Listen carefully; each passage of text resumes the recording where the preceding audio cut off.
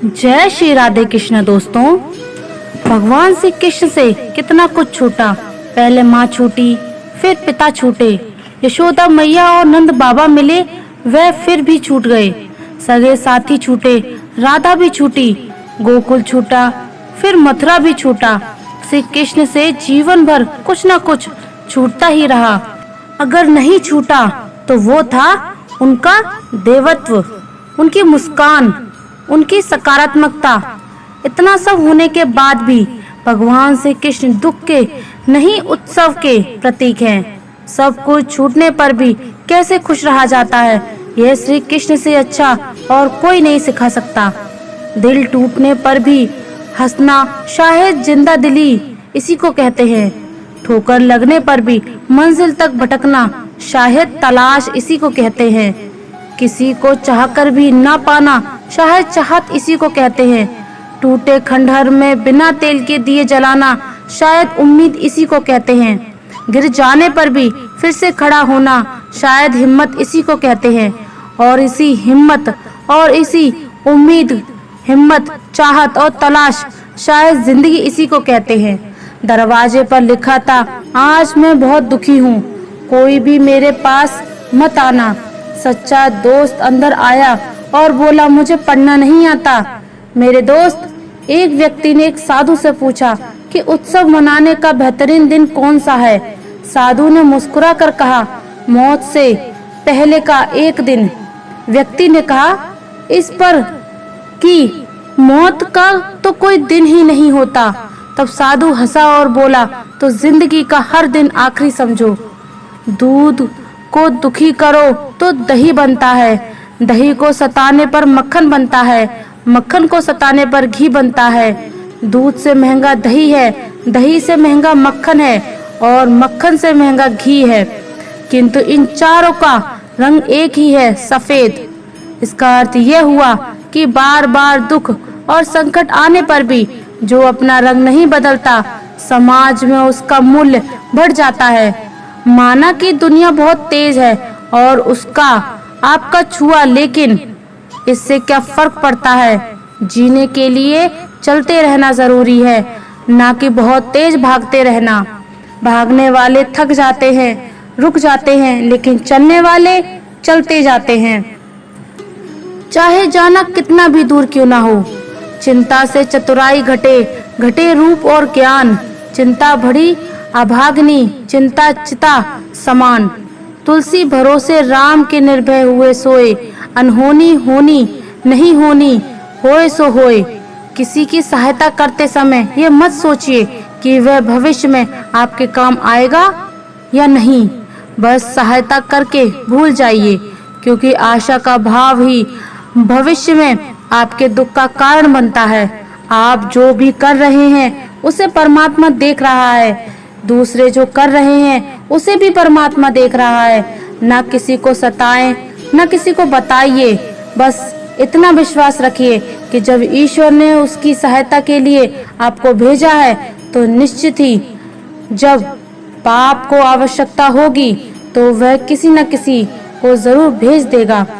काबू में रखिए प्रार्थना के समय अपने दिल को। काबू में रखिए खाना खाते समय अपने पेट को।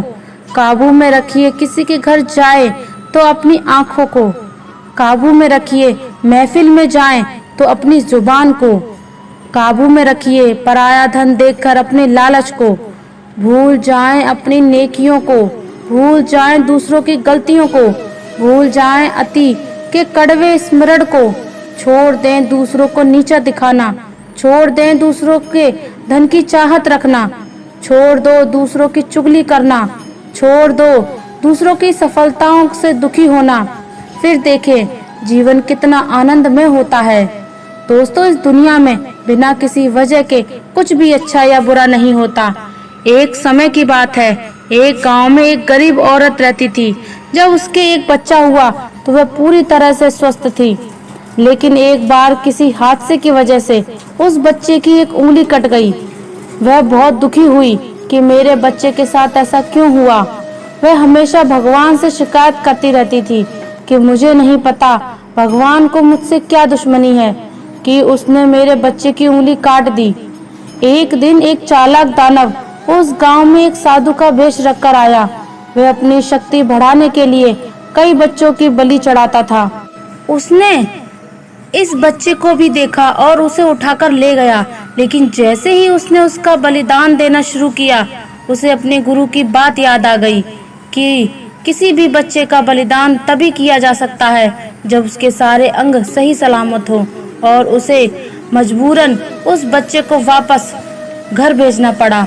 जब उसकी माँ ने अपने बच्चों को सुरक्षित और स्वस्थ देखा तो उसे ये समझ में आ गया कि इस दुनिया में जो भी होता है वह अच्छे के लिए ही होता है, किसी कारण से नहीं होता।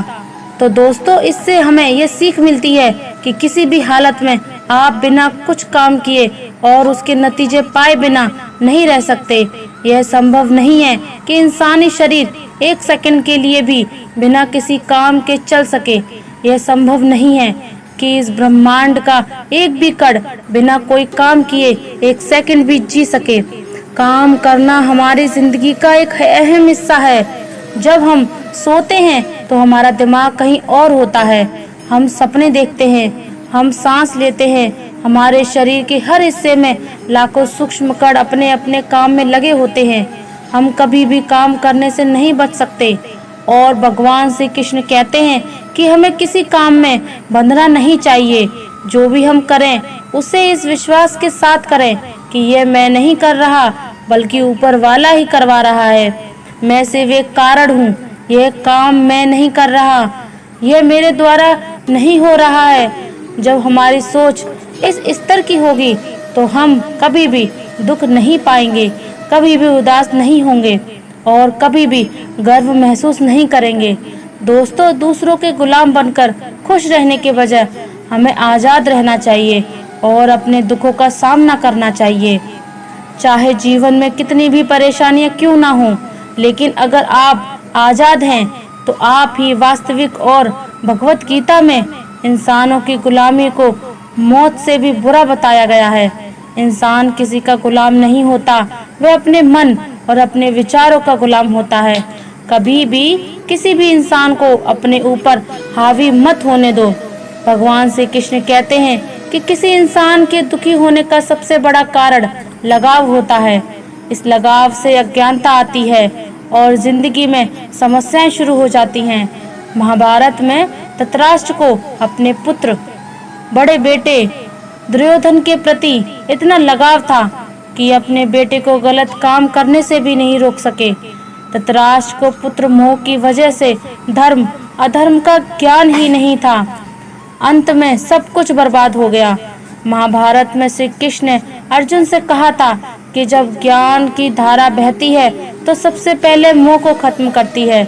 मोह को इसलिए खत्म करती है क्योंकि मोह में अज्ञान है। भगवान श्री कृष्ण कहते हैं कि जो आज तुम्हारा है वो कल किसी और का था और कल फिर किसी और का होगा। इसलिए संपत्ति और चीजों से लगाव मत करो, ये तुम्हारी नहीं है। मौत के बाद ये सब यही रह जाएंगे। अगर कुछ कमाना है तो परिवार का प्यार और स्नेह कमाओ जो हमेशा तुम्हारे साथ रहेगा। यह माता पिता और गुरु का कर्तव्य है कि वे शिष्य या बेटे को ज्ञान दें, लेकिन केवल ज्ञान से कुछ नहीं मिलता जब तक कि उसमें समझदारी और बुद्धि ना हो। ज्ञान केवल निष्क्रियता या विनाश की ओर ले जाता है। इसलिए ज्ञान के साथ साथ समझ भी जरूरी है। यह जरूरी है कि हम ज्ञान और अच्छे मूल्य को बांटें। हमने कई ऐसे लोगों को देखा है जो समझदार होते हैं, लेकिन या तो वह बहुत विनम्र होते हैं या फिर शरारती होते हैं या फिर अपने ज्ञान में अकेले जंगल में बैठे होते हैं। इससे ना तो परिवार का कोई फायदा होता है और न ही समाज को। भगवान ने उनके साथ न्याय किया है जिन्होंने अपने लिए न्याय की मांग की। अगर तुम मांगने नहीं जाओगे तो तुम्हें नहीं मिलेगा, यह प्रकृति का नियम है। गुरु द्रोणाचार्य ने जरूर कर्ण और एकलव्य के साथ अन्याय किया, लेकिन आज की दुनिया अर्जुन को सबसे बेहतरीन धनुर्धर नहीं मानती, क्योंकि कर्ण और एकलव्य भी है। महाभारत हमें सिखाता है कि इंसाफ की रक्षा करना कितना जरूरी है। लेकिन यह भी एक कड़वी सच्चाई है कि इंसाफ सिर्फ ताकतवर लोगों के पास होता है। यह दुनिया या फिर कोई भी इंसान वह भी वैसे नहीं होते जैसे वे दिखते हैं। मतलब लोग वैसा नहीं होते जैसा वह लगते हैं, चाहे वह कोई भी हो। महाभारत का हर पात्र ऐसा ही है। छुपे हुए रहस्य को जानना एक इंसान का लक्ष्य होना चाहिए, क्योंकि केवल ज्ञान ही इंसान को बचाता है। दोस्तों, अगर तुम इमोशनल हो जाओ और किसी को अपनी जिंदगी की हालत बता दो तो लोग तुम्हें कमजोर समझेंगे। भीष्म और एक बर्बरिक ऐसे ही उदाहरण है जिन्होंने अपनी कमजोरी और ताकत का राज खोल दिया। दोस्तों, अगर तुम किसी भी तरह की चिंता करते रहोगे, मन को परेशान रखोगे और बेवजह के डर पालते रहोगे तो मौत तुम्हारे आसपास मंडराने लगती है। मौत तो सबको आनी है, फिर इसकी चिंता क्यों करें। कुछ लोग पहले मरेंगे, कुछ बाद में। और मुझे सुनने के लिए धन्यवाद। तो दोस्तों, मिलते हैं अगली वीडियो में एक नई सीख के साथ। और अगर आप हमारे चैनल पर नए हैं तो चैनल को सब्सक्राइब कर लीजिए और कमेंट में जय श्री राधे कृष्णा जरूर लिख दीजिए। धन्यवाद। जय श्री राधे कृष्णा।